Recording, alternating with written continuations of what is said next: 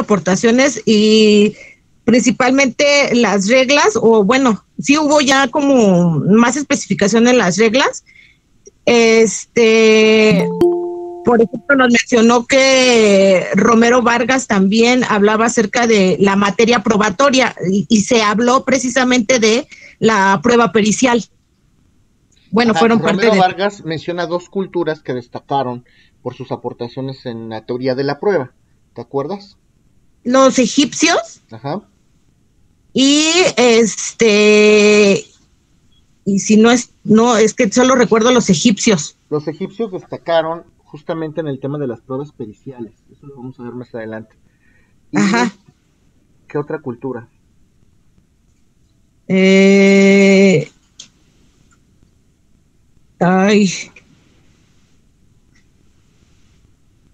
Grecia, sí, habló, creo, es que no recuerdo exactamente si era de, hay algo de, empezaba con la ágora. ¿Qué es el ágora o qué era el ágora? Sí, es que no estoy recordando ahorita con precisión, pero destacaba esas partes importantes de esas culturas. ¿Qué más? Bueno, también comenzamos a ver un poquito más sobre Roma, que fue obviamente parte importante y que nosotros pertenecemos o traemos arraigada esa situación del derecho romano, ¿no? Bueno, no solamente. ¿Cuántos sistemas jurídicos existen? ¿Perdón? ¿Cuántos sistemas jurídicos existen en el mundo?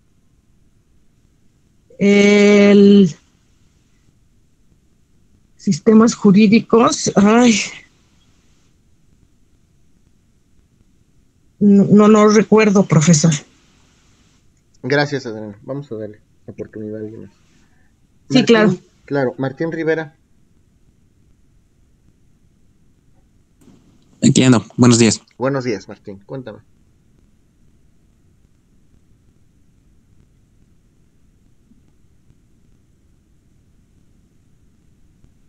Deme un segundito.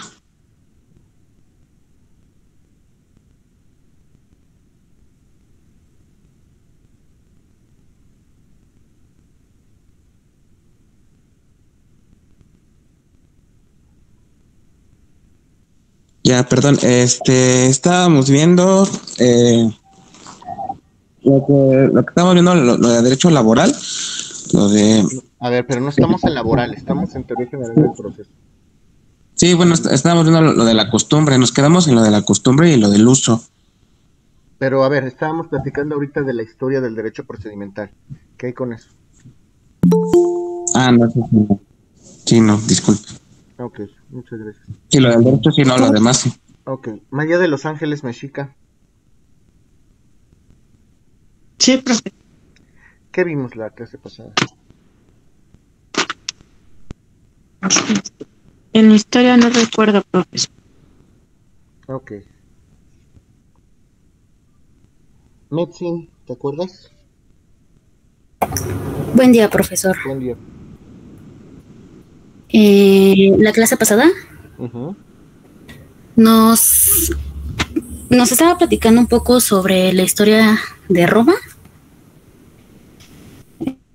Si nos quedamos en este tema de la historia de Roma, nos comentaba que se dividía en 3 momentos, que era la monarquía, el imperio y la república. Al revés, monarquía, república e imperio. Ok, y nos dijo que había una gran comparación en cuanto al derecho público y privado, y donde se hacían 2 compilaciones. La primera era el derecho privado.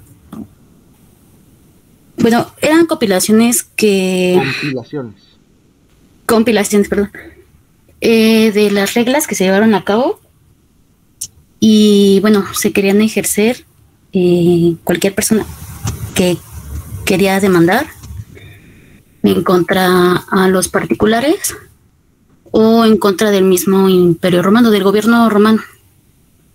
Cuando se hacían en contra del gobierno romano, estas eran acciones de derecho un derecho público.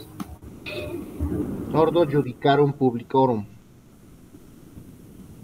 Y cuando se hacían en contra de particulares, estas acciones giraban en torno al derecho privado.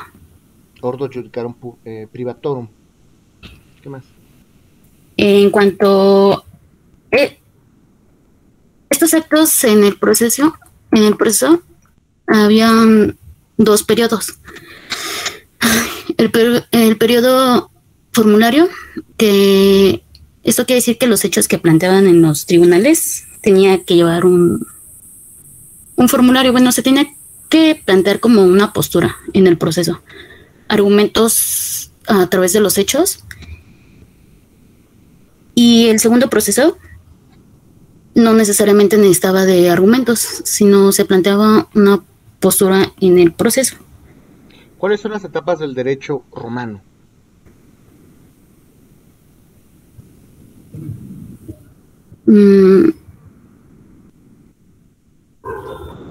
Derecho antiguo,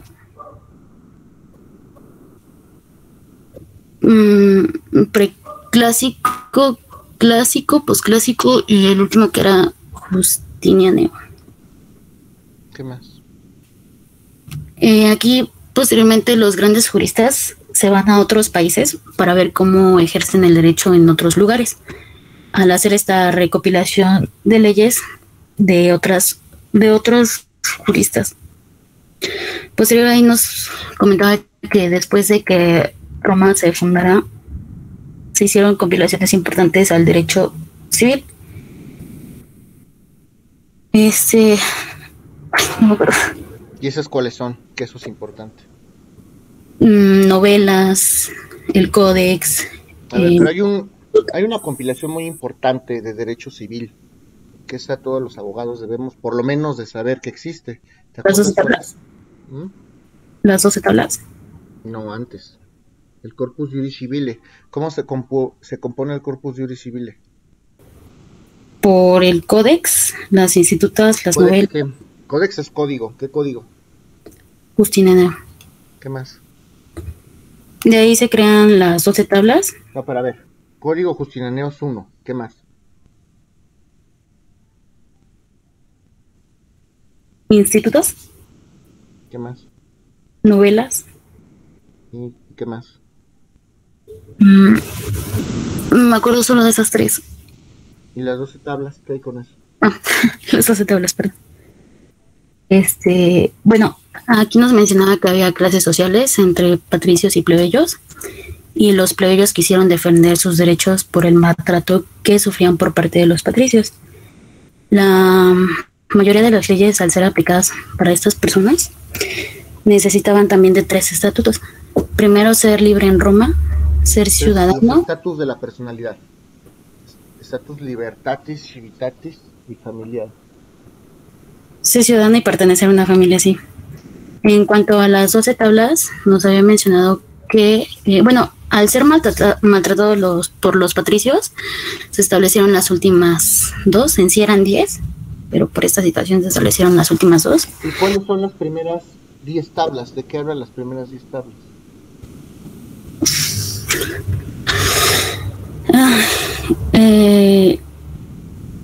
Eran leyes de derecho procedimental civil. ¿De qué tabla a qué tabla? 1 y 3. 1 y 4. ¿Qué más? 1 y 3, derecho procedimental civil. Eran reglas para llevar a cabo los procesos. Derecho familiar, perdón. Bienes y obligaciones. Las regulaciones jurídicas a plebeyos. Antes de tabulae e iniquae. De la 8 a la 10, ¿de qué hablan? Derecho penal y normas que regulan la vida de los ciudadanos romanos. Era la 10, me parece. Las normas que regulan la vida. 11 y 12, regulaciones jurídicas a plebeyos. El tabulae iniquae. Y luego, los actos solemnes daban discurso para llevar a cabo estos procesos. Nos mencionaba que habían 3 actos, era donación, matrimonio y testamento. Eso en el derecho actual. Ujú.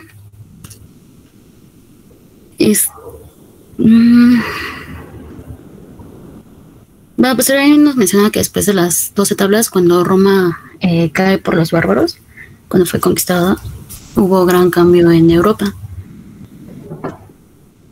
Llegó, por ejemplo, lo que es la Nueva España, donde había nuevas normas, nuevas leyes, como la ley del toro, la novísima, algo había dicho así, las ordenanzas de Madrid. Por eso les digo que no lean, porque si se lo aprenden mal. Novísima recopilación de la Nueva España, las ordenanzas de Alcalá, las ordenanzas de Medina, las ordenanzas de Madrid, la ordenanza real de 1485, ¿qué más? Ordenanzas reales. Bueno, ya estas leyes que se aplicaban en México, cuando España conquistó México, por lo menos. Y de ahí, bueno, eso fue en cuanto a historia. Posterior nos mencionaba cuáles eran las fuentes del derecho. Iniciamos con ese tema de fuentes del derecho. ¿Qué hay con la Revolución Francesa? ¿Qué son los procedimientos inquisitorios? ¿Qué características tienen los procesos después de la Revolución Francesa? En México, en otros países.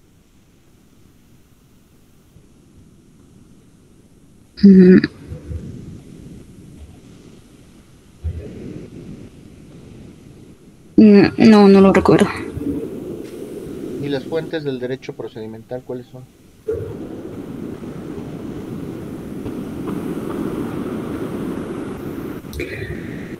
Reales, históricas, indirectas y directas.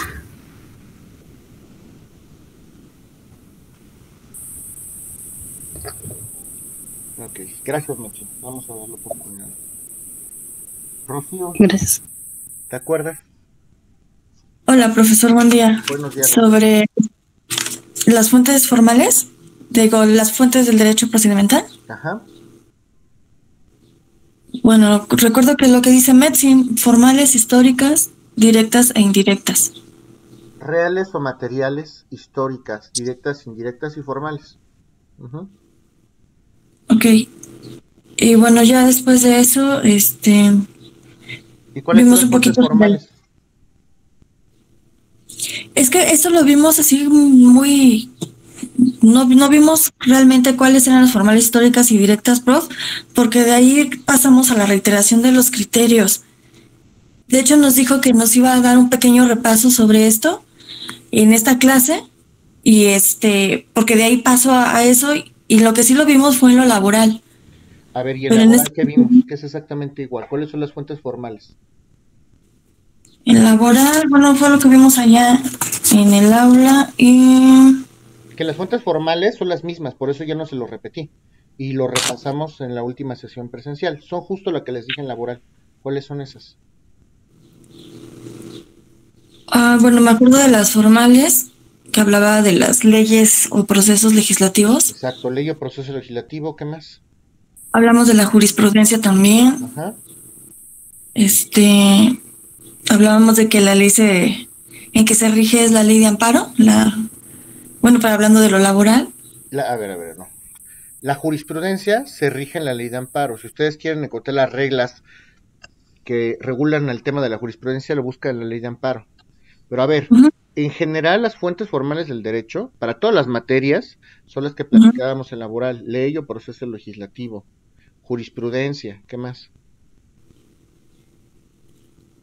Hablamos de la costumbre. ¿Qué más? Del uso reiterado en la sociedad, de las prácticas prolongadas, de las prácticas aceptadas. A ver, ¿qué diferencia? Porque eso sí es muy importante. ¿Qué diferencia hay entre usos y costumbres? Sí, bueno, las costumbres nos decía que era algo que va a pasar a través del tiempo, de generación en generación. A ver. ¿Qué dice? ¿Qué es costumbre en latín? ¿Te acuerdas? No recuerdo, prof. Inveterata consultio topino iurus seu necessitatis. Eso significa que la costumbre tiene dos elementos: ¿Cuáles son esos dos elementos? ¿Puedo participar? En un segundo. ¿Cómo dijo? ¿Cómo dijo en latín? ¿Cuáles son los dos elementos de la costumbre?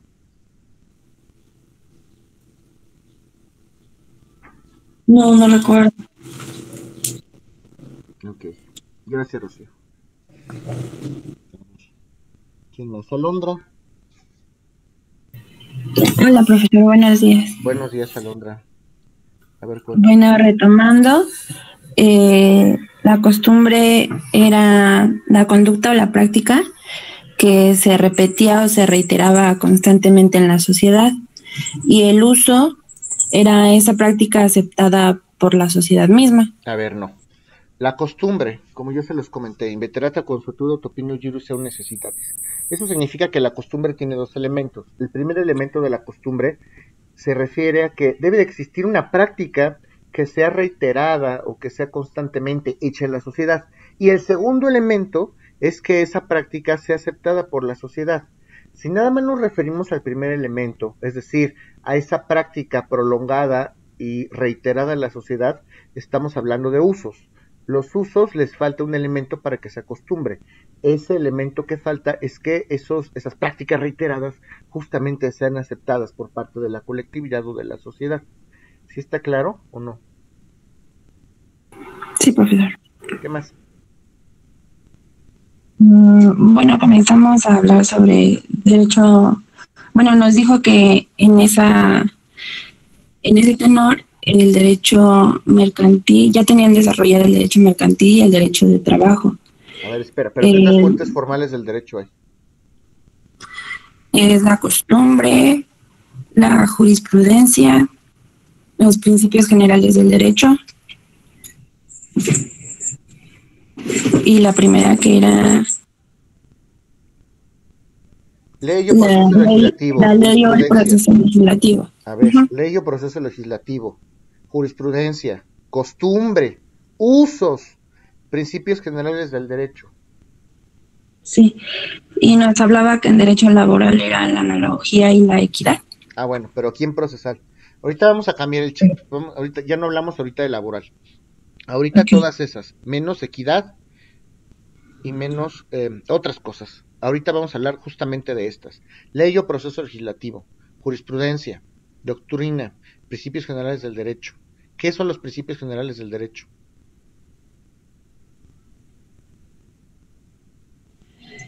Bueno, dijimos que eran una serie de razonamientos o frases célebres, y estos principios jurídicos eran fundamentales y se aplicaban para suplir la ley y algunas deficiencias de ella.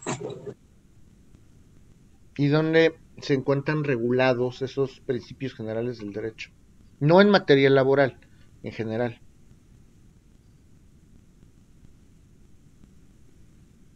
En el artículo 14 constitucional. 14 constitucional. ¿Qué es la doctrina? La doctrina va a ser el conjunto de conocimientos o posturas, o bueno, mencionó creo que también estudios e investigaciones que van a ser los jurisconsultos estudiosos del derecho o los sabios del derecho. Dame un ejemplo.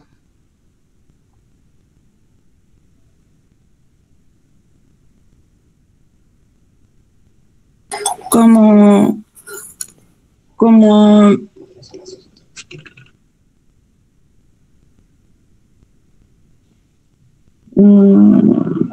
los autores que nos dio, como Carneluti, como no sé quién más. ¿Cuántas formas hay de hacer jurisprudencia? Eran 3, si no me recuerda. ¿Cuáles son? Era la reiteración de criterios, contradicción de criterios y sustitución. Ok. ¿Alguien tiene alguna duda de esto que vimos la vez pasada?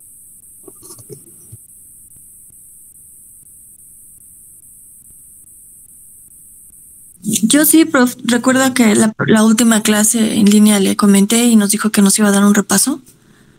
¿De qué? ¿De estos temas? ¿De las fuentes? Sí, sí, sí. Nos preguntó al final que si teníamos dudas y yo le comenté que sí me Claro. habían quedado dudas. Ok, para poder dar el repaso necesito saber qué dudas tienes, para saber por dónde irme. Cuéntame. Ok, bueno, ahorita con lo que ya comentaron mis compañeros estuve haciendo un poquito de apuntes, pero si nos podría decir, más bien estructurar bien cuáles son las fuentes formales históricas, directas e indirectas, pero sobre este tema. Ok. Porque sí me queda claro cuáles son las formas, pero en cuanto a esta materia, ¿cuáles serían ejemplos? Ok, a ver, justamente a eso iba. Bien concreto, muchachos. Junté los temas porque además concordaron tanto en la clase de laboral como en la clase de derecho procedimental. Pero los que estuvieron en derecho laboral habrán notado, y se los comenté en la clase, que en materia laboral hay dos fuentes específicamente más adicionales a estas que les estoy mencionando. Estábamos hablando de la analogía y de la equidad. Aquí en derecho procedimental supriman eso, borren eso. La equidad y la analogía no son fuentes de derecho procedimental, son fuentes de derecho laboral. Ese es el primer comentario que tenemos que hacer. Referente a las demás, todas y cada una de las que mencionamos son fuentes del derecho procedimental. Vuelvo a repetir, fuentes reales o materiales. La palabra real viene del latín res, rey, que significa cosa. Res, rey, que significa cosa. Reales o materiales. Hablábamos de esos objetos que nos ayudan a comprender cómo se aplicaban las leyes en el pasado. Las históricas nos vamos a referir concretamente a documentos. ¿Ok? Las directas son aquellas experiencias, aquellas vivencias que podemos vivir empíricamente, podemos percibir por nuestros propios sentidos y que nos ayudan a comprender por qué se crea en especial una norma jurídica. Y aquellas fuentes indirectas serán los acontecimientos que no vamos a percibir ni a conocer por medio de nuestros sentidos, sino a través de otras fuentes, como podría ser un propio documento, pero que también nos ayudan a conocer esas historias y esos sucesos que ocurrieron anteriormente para dar génesis a la creación de una norma. Entonces, tanto en derecho laboral como en derecho procedimental son concordantes las fuentes directas, las fuentes indirectas, las fuentes reales o materiales y las históricas. ¿Hasta aquí tienen alguna duda? No, profesor. Gracias. Hablando de las fuentes formales, que además las fuentes formales por excelencia son las más importantes. Tanto en derecho procedimental como en derecho laboral se aplican las mismas. La primera es ley o proceso legislativo. Aquí platicábamos y tenemos una discusión en torno a que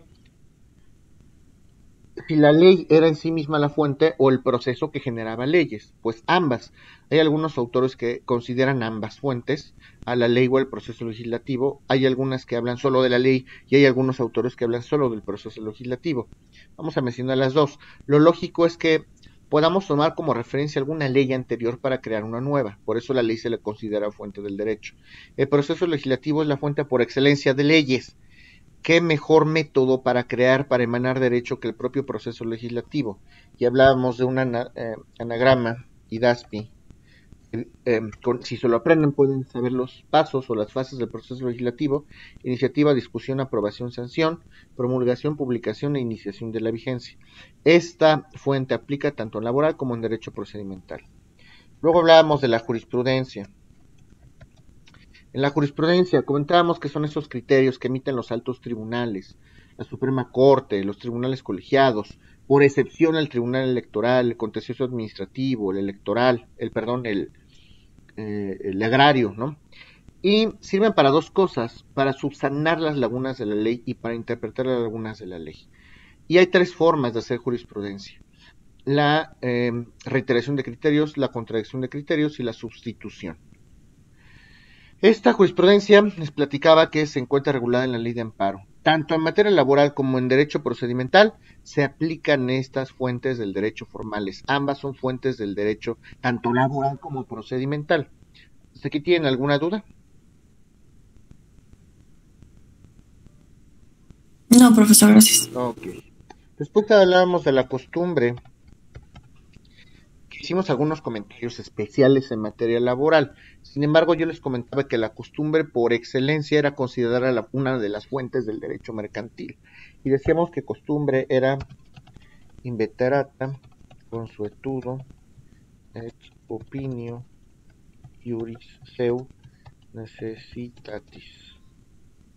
Inveterata consuetudo, opinio, iuris seu necessitatis. Y eso significa que la costumbre va a tener dos elementos. El primer elemento es una conducta reiterada, repetida, prolongada en el tiempo. Si hablamos de una sola conducta que es reiterada, que es repetida, que es prolongada en el tiempo, podemos hablar de los usos, que son otra fuente del derecho. Estos son los usos. El primer elemento de la costumbre son los usos, una conducta reiterada, repetida, prolongada en el tiempo. Si le agregamos otro elemento más a la ecuación, que es que esa conducta sea aceptada por la sociedad, ya estamos hablando de costumbre. Para que un uso deje de ser uso y se vuelva costumbre, ese uso o esa conducta reiterada tiene que ser aceptada por la sociedad y entonces ya se vuelve costumbre. ¿Sí está claro o no?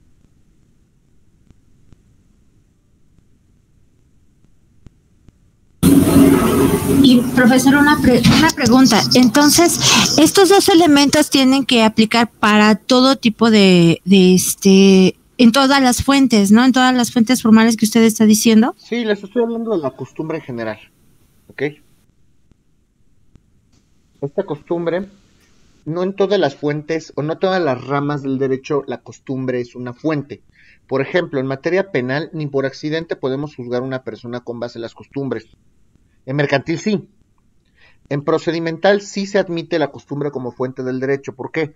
Porque recuerden ustedes que los primeros procesos, como la gente no sabía cómo procesar, cómo llevar a cabo los juicios, lo que hacían era pues sentarse en una mesita, un abogado acusador, un abogado defensor, un juez, un jurado a lo mejor, y juzgaban como Dios les daba a entender. Ellos mismos empezaron a crear sus propias reglas, sus propios medios de convicción. Y ya cuando les fue saliendo mejor, fueron documentando todas estas reglas en diversas compilaciones. Y entonces, en gran parte, los procesos, desde las épocas más remotas, se empezaron a desarrollar con base en normas consuetudinarias. Por eso es que la costumbre sí puede ser una fuente del derecho procedimental. ¿Sí me explico? Sí, eso se refería entonces con los sistemas de los sistemas ay, como a ver, hijo. Eso es tema punto y aparte. Yo le decía que nosotros como México tenemos influencia y seguimos el sistema germánico-románico.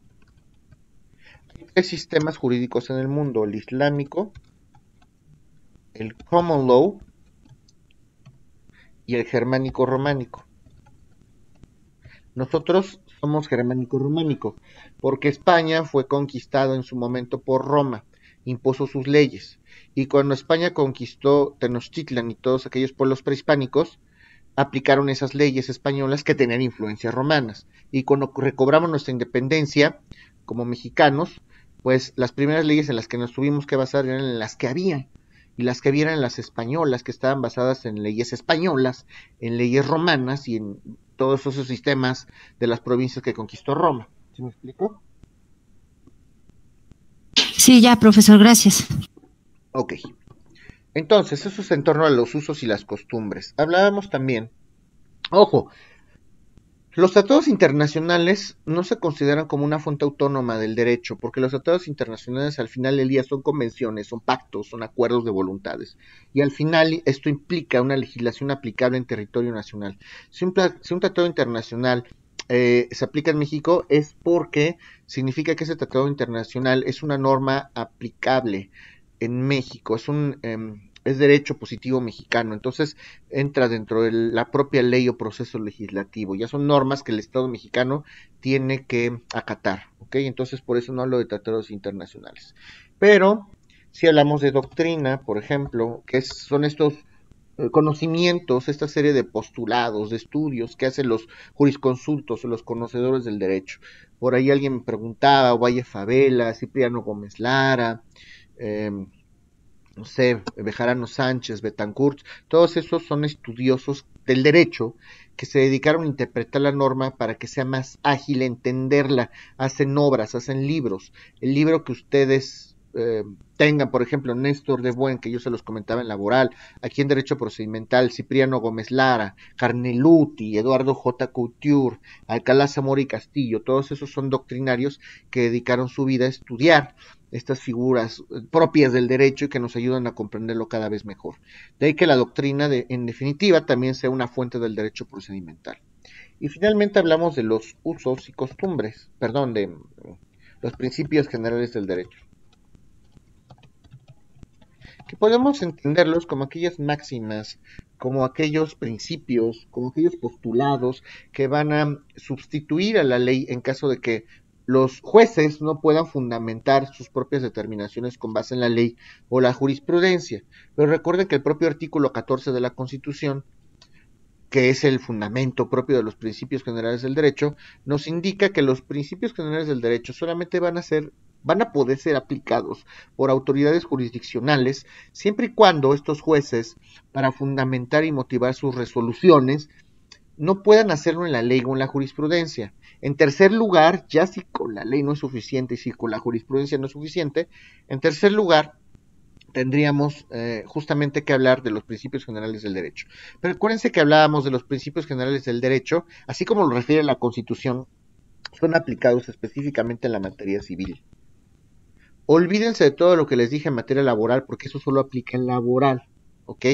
Les hablaba de principios generales del derecho en materia laboral, sí, pero eso es en laboral específicamente hablando. Ese conflicto que planteamos y que fue confuso y que ya retomaremos la próxima sesión, eso es específicamente en laboral. Aquí no. De allí en fuera, independientemente de la materia laboral, los principios generales del derecho solo aplican en materia civil. Luego entonces, en derecho procedimental, ¿los principios serán una fuente del derecho?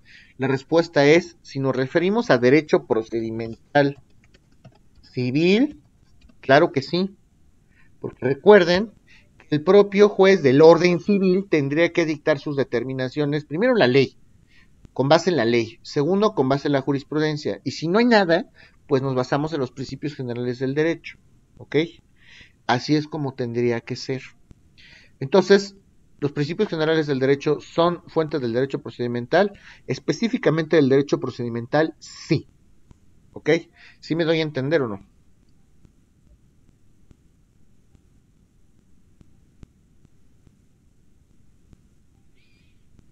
¿Alguna duda, niños, de eso que estoy comentando?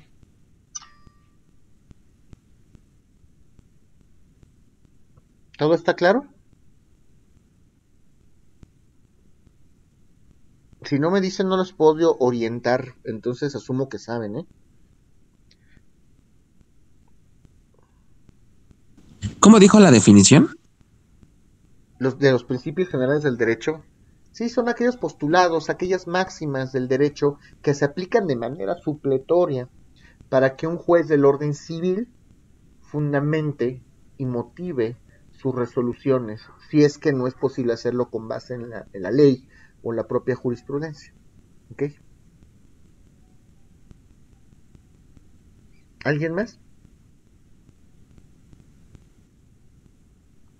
Bueno, cerrado entonces está el tema de las fuentes del derecho procedimental. Vamos a continuar ahora sí.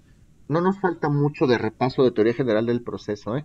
En realidad lo estoy haciendo muy rápido porque me interesa empezar a enseñarles cuáles son los procesos universales. Pero vamos a seguir con esto para que entiendan. Esto sí es importantísimo. Vamos a hablar de conceptos fundamentales de la teoría general del proceso. Y vamos a hablar de tres autores. Vamos a hablar de Calamandrei, vamos a hablar de Alcalá Zamora y Castillo,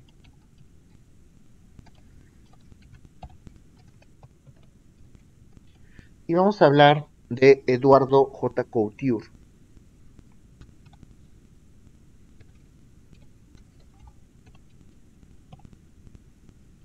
¿Ok?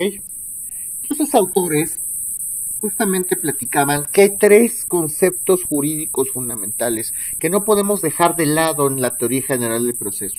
Si no conocemos estos conceptos que les voy a comentar a continuación, difícilmente vamos a poder comprender cómo es que se tramita algún proceso. Y me estoy refiriendo al concepto de acción, al concepto de jurisdicción y al concepto de proceso. ¿Ok? Y obviamente tendríamos que analizar el aspecto constitucional de la jurisdicción. ¿Ok? Acuérdense que hay tres poderes: el poder ejecutivo, el legislativo y el judicial. Esos tres poderes, el poder judicial, justo es el que se encarga, el que tiene a su cargo esta impartición de justicia. Los jueces mexicanos, el poder judicial es la autoridad encargada de dirimir controversias, de extinguir conflictos entre las partes que acudan ante ellos, con base en la ley, con base en la jurisprudencia, los principios generales del derecho. ¿Ok? Las facultades de los jueces o del Poder Judicial se encuentran previstas en el artículo 94 de la Constitución Política de los Estados Unidos Mexicanos. Ese es el marco constitucional. Esas son las facultades, qué es lo que puede hacer la Corte, qué es lo que pueden hacer los jueces. Recuerda que hablar de jueces no nada más es hablar de jueces, también es referirnos a magistrados o a ministros, que son también autoridades en materia judicial. Los juzgados están tutelados, dirigidos por un juez. Una sala, por ejemplo, está conformada por 3 magistrados. Hay muchos tribunales que están conformados no por un juez, sino por magistrados. Y cuando están conformados por magistrados, estos magistrados resuelven de manera colegiada.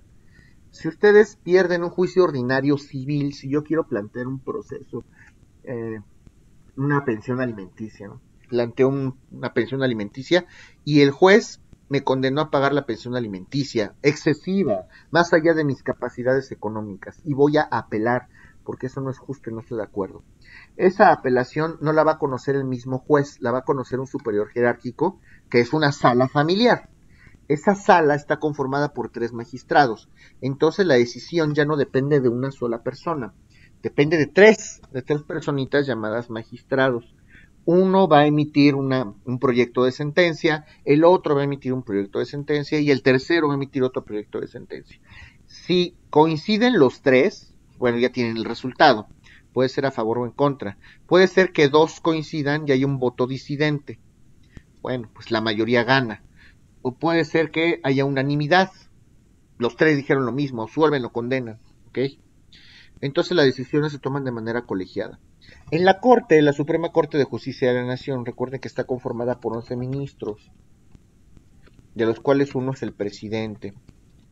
Y hay 2 salas, la Corte tiene 2 salas. Se dividen por materias, vamos a pensar que una conoce de asuntos administrativos y penales y otra de asuntos laborales, civiles, ¿no? Por decirlo de alguna manera.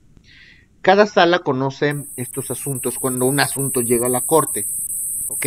Pero la Corte puede actuar en pleno o en salas. En salas, cada sala está conformada por 5 ministros. Vamos a pensar que hay un asunto laboral. Pues le toca conocer a la primera sala, por decir algo. Pues esa primera sala, esos 5 ministros van a resolver ese asunto. Uno civil, es en la otra sala, los otros 5 ministros. Pero cuando hay un asunto verdaderamente importante en la Corte, actúan en pleno, todos los 11 ministros al mismo tiempo. Todos votan a favor o en contra, y si hay un empate, el presidente de la Corte, en el voto de calidad, él va a decir el desempate. ¿Ok? Estos son los órganos judiciales, ese es el aspecto constitucional del poder judicial, pero hay que definir estas figuras. ¿Hasta que tienen alguna duda de lo que estoy comentando? No. Bueno, vamos a hablar de la acción, que también ya hemos platicado. Podemos encontrar además el fundamento constitucional del derecho de petición en el artículo 11 de la Constitución Política de los Estados Unidos Mexicanos. 8, perdón. Ya lo había comentado, el artículo 8 de la Constitución Política de los Estados Unidos Mexicanos.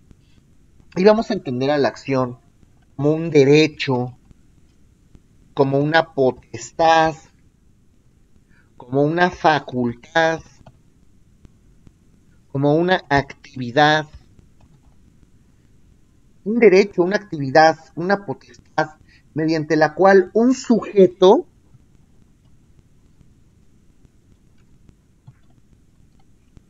provoca la función jurisdiccional. Algunos autores utilizan el término se excita al órgano jurisdiccional. Excitar significa provocar movimiento. ¿Okay? Si yo, por ejemplo, quiero iniciar un proceso, pues el proceso no se va a iniciar solo. Si yo soy madre y tengo un hijo y me dé pensión alimenticia, pues el juez no va a adivinar que el papá no me paga. Tengo que plantear una demanda. A través de la demanda, una vez que presento la demanda en un tribunal, se dice que con la presentación de la demanda, de esa petición, estoy ejerciendo ese derecho de petición que me consagra el artículo 8º constitucional. A través de esa petición, yo estoy excitando al órgano jurisdiccional, estoy provocando las cosas, estoy ejerciendo una actividad, estoy provocando que el juez me dé una respuesta, estoy iniciando el proceso. El juez no puede iniciarlo por mí, no me puede hacer el favor, por supuesto que no. El juez tiene que ser imparcial, quiere decir que no puede estar a favor de nadie, tiene que ser objetivo. Si yo ejerzo este derecho de petición a través del derecho, a través de una figura que se llama acción, voy a ejercer una acción. Y ojo, porque acción tiene muchísimos significados en derecho. De una vez se los digo, pongan mucha atención. No es lo mismo una acción en derecho procedimental, que es esa potestad para excitar el órgano jurisdiccional o para provocar la función jurisdiccional, para provocar que el juez empiece a trabajar, a chambear. Eso es la acción, en pocas palabras, ¿no? Voy a provocar la función jurisdiccional. Las cosas no se hacen solas, se provocan. A través de un escrito inicial de demanda provoco, inicio el proceso. Eso es acción en derecho procedimental. Otra cosa muy diferente es acción en derecho mercantil, porque en derecho mercantil es totalmente distinto el concepto. En derecho mercantil una acción es un título valor, es un documento que expide una sociedad mercantil para acreditar cuánto dinero aportó o qué aportó un socio en una empresa. Son cosas totalmente diferentes, entonces no confundan. Si ustedes escuchan esta palabra mercantil, que creo que llevan ahorita, ¿no? Tengan mucho cuidado, porque no es lo mismo hablar de una acción en mercantil que hablar de una acción en derecho procedimental. ¿Sí está claro esto o no? Sí. Sí, profe. Sí. Bueno, eso en torno en principio a la acción. La jurisdicción, muchos abogados confunden la jurisdicción con la competencia. Son cosas total y diametralmente diferentes. La competencia y la jurisdicción son cosas diferentes. La jurisdicción viene de jurisdictio. Jurisdictio, del latín jurisdictio, que significa decir el derecho. Eso es la jurisdicción, decir el derecho, jurisdictio, decir el derecho. Y esa facultad solamente la tienen los jueces. ¿Quién puede aplicar el derecho al caso concreto para dirimir un conflicto, para extinguir un conflicto? El juez. Es una facultad que tiene estrictamente un juez para aplicar la ley al caso concreto con la intención de resolverlo. ¿Sí está claro?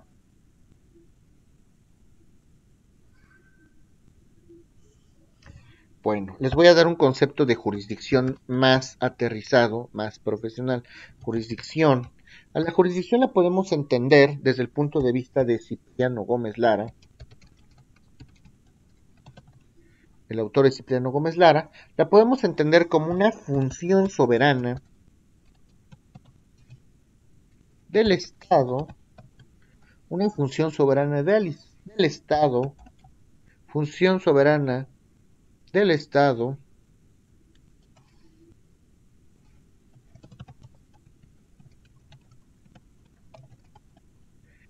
realizada a través de una serie de actos,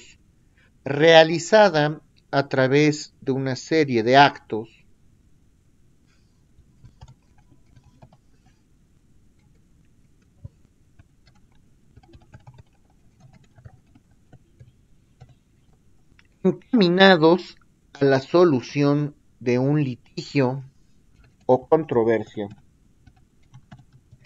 Encaminados a la solución de un litigio o controversia. Encaminados a la solución del litigio o controversia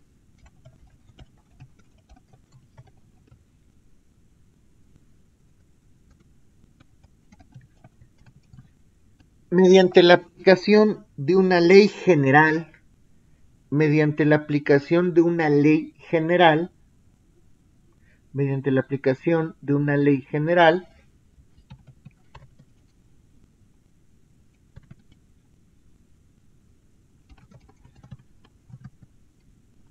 a ese caso concreto, controvertido, a ese caso concreto, controvertirlo,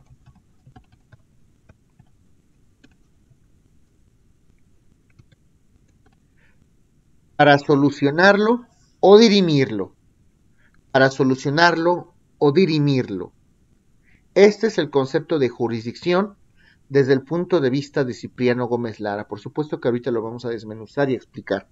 Cipriano Gómez Lara dice que la jurisdicción es la función soberana del Estado realizada a través de una serie de actos encaminados a la solución de un litigio o controversia, mediante la aplicación de una ley general a ese caso concreto controvertido para solucionarlo o dirimirlo. ¿Ya tienen todos el concepto? Sí. Sí, Ahora profesor. sí. Vamos a desmenuzarlo, vamos a explicarlo. ¿Alguien entiende algo de esto que acabo de decir? Solo quiero saber si tienen alguna idea.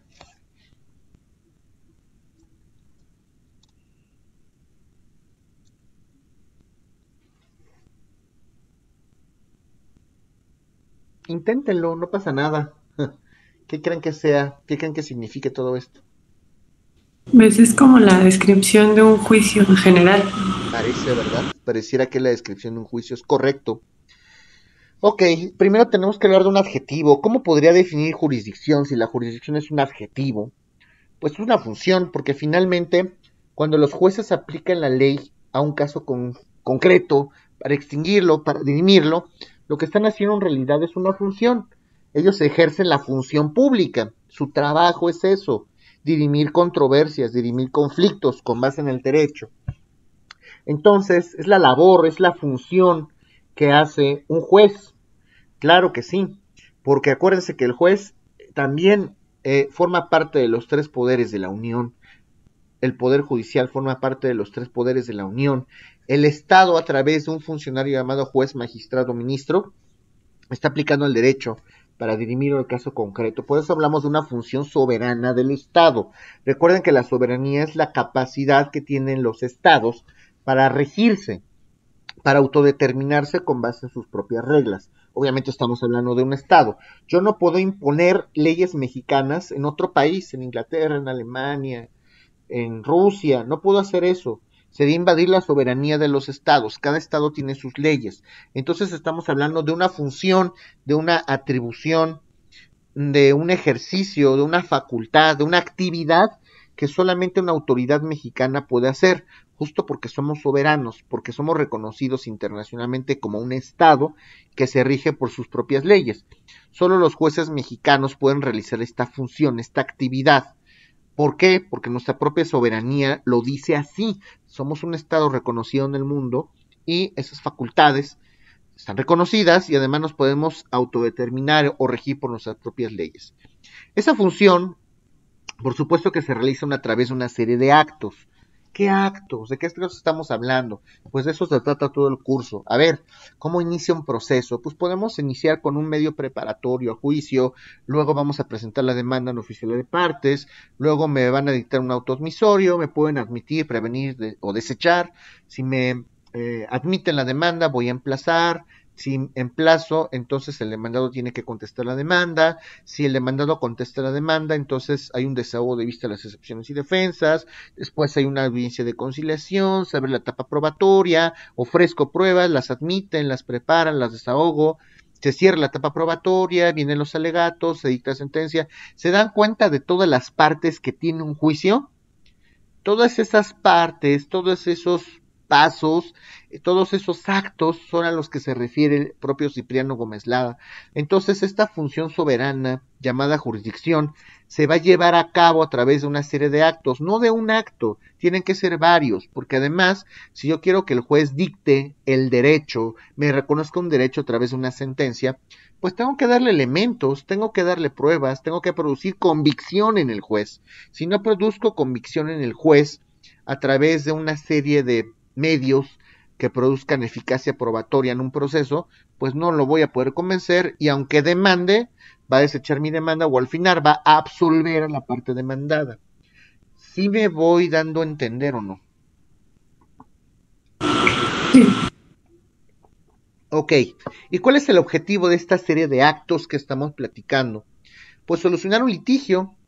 Recuerden que el litigio viene de litis, que es conflicto, que es pleito. Esta serie de pasos están pensados, están hechos, están desarrollados para extinguir, para dirimir un litigio o una controversia. Obviamente nos tenemos que basar en la ley, mediante la aplicación de una ley, claro, una ley general, porque las leyes son generales, es una de las características. No hay una ley que esté específicamente realizada, no una ley procedimental que esté hecha para un caso en particular, ¿no? A menos que hablemos de una convención o de un convenio hecho entre las partes, pero eso es un pacto entre particulares. La ley establecida por el Estado, el Código de Procedimientos Civiles, por ejemplo, no está dirigido a ninguna persona en particular, se aplica a todos los ciudadanos que tengan que utilizar esas leyes. Entonces los jueces van a aplicar esas leyes para extinguir un conflicto, para dirimirlo, que así también se dice, para solucionarlo. Cuando los particulares sometemos un problema para que un juez lo dirima, lo extinga, cuando sometemos ante él nuestro conflicto, porque no fuimos capaces de resolverlo nosotros mismos, entonces el juez lo tendrá que resolver mediante su función soberana, pero tiene que aplicar la ley, tiene que resolver con base en la ley, no puede resolverlo con base en una apreciación, con base en un sentimiento, tiene que ser con base en la ley.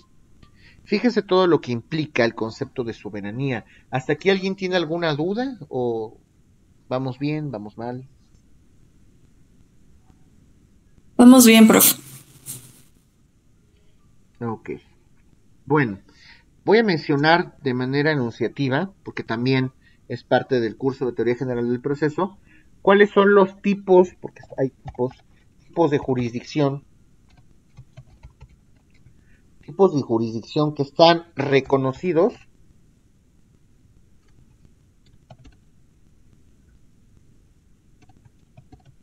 por la propia doctrina. Okay.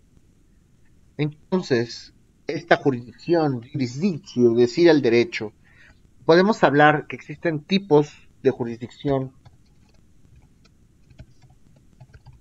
que algunos autores dicen que no son tipos, que es la manera en que se divide la jurisdicción. Eso dicen otros autores, porque dicen, a ver, la jurisdicción tiene que ser una sola, solamente que no todos los jueces pueden conocer de lo mismo. El civil conocerá de lo civil, el penal conocerá de lo penal, ¿ok? Hay últimamente una serie de prácticas, sobre todo en los juzgados federales, donde ya los juzgados de distrito, que no lo veo del todo bien en lo personal, ya hay juzgados de distrito en otros estados que conocen primer juez de distrito en materia administrativa, civil, penal, de proceso penal, mercantil. Oye, a ver, espérame, ¿sabes todo? ¿Eres todólogo? Y luego no saben ni qué es una almoneda. Entonces, el criterio y la especialización en los funcionarios provoca que puedan atender con mayor cuidado, con mayor delicadeza, con mayor estudio, puedan pormenorizar en el estudio de un conflicto. Eso es lo que hacen algunos estados, algunos otros no. Por ejemplo, aquí en la Ciudad de México, pues sí hay jueces de distrito que conocen específicamente la materia civil, otros tantos que conocen la materia penal, proceso penal, etcétera. En el caso de la materia mercantil, me imagino que ya lo están viendo mercantil, hay una discusión muy fuerte que todavía sigue, está terminando, y que tiende justamente a pensar si el derecho mercantil y el derecho civil deben unificarse, deben de ser una misma rama. Históricamente hablando, el derecho mercantil y el derecho civil pertenecieron en principio a una misma rama, el derecho civil, pero esto no fue siempre así.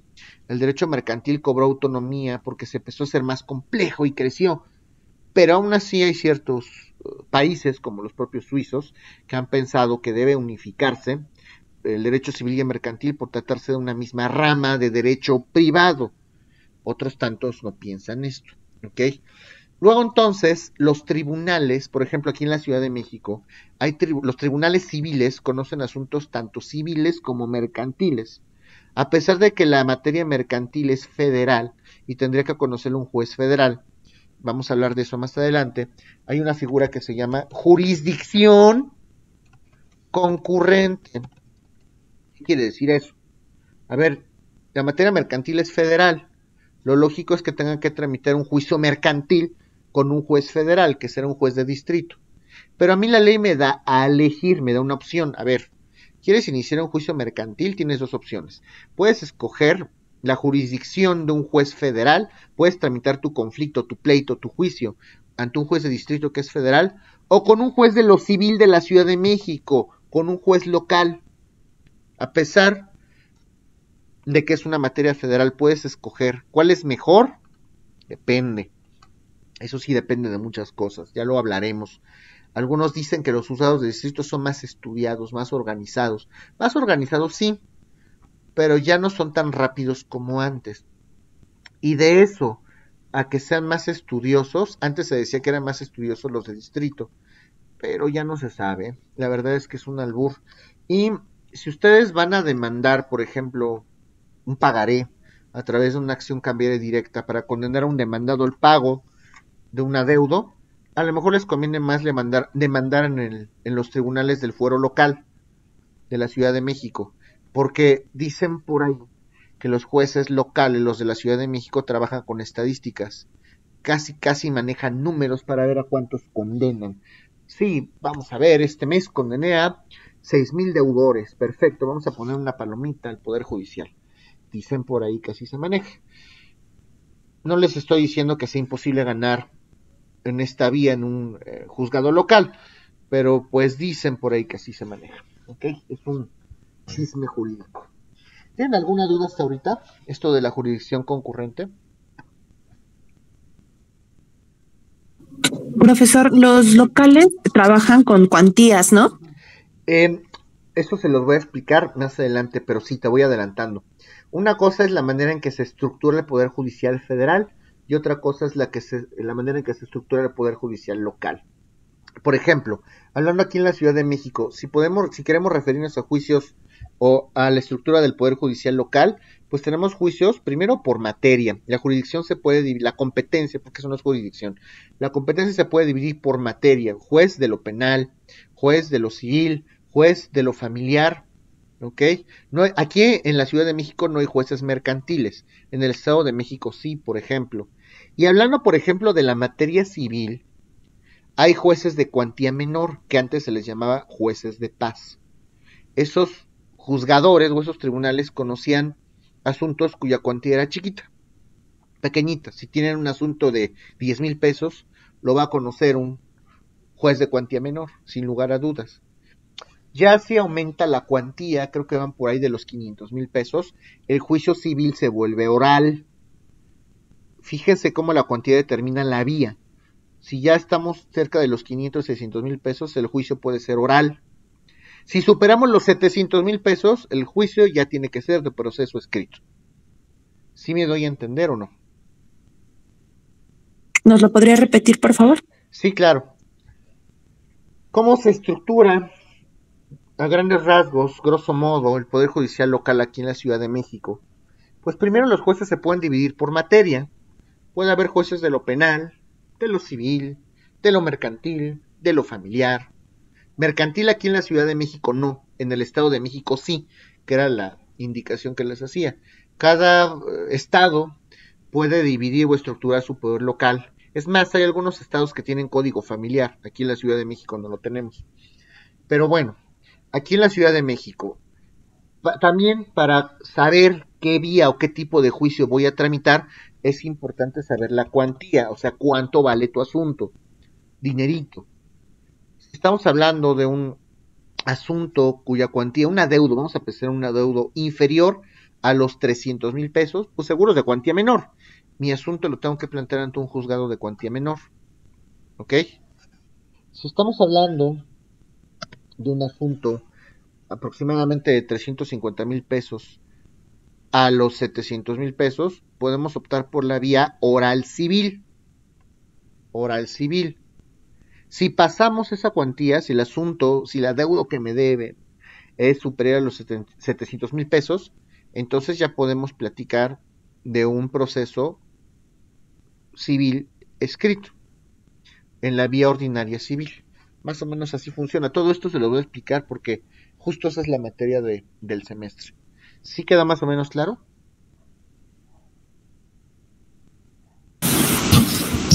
Entonces todo parte dependiendo la cuantía de lo que se va. Un criterio. También podemos definir qué juez puede conocer un asunto, no nada más con la cuantía, sí, ese es un criterio, pero también por la materia. Un juez penal no puede conocer cuestiones del orden civil, o un juez civil no puede conocer cuestiones del orden administrativo. ¿Ok? ¿Sí me explico? Sí, gracias. Ok, ¿alguien más? Bueno, muchachos, son las 10:12, nos vemos 10:22, por favor.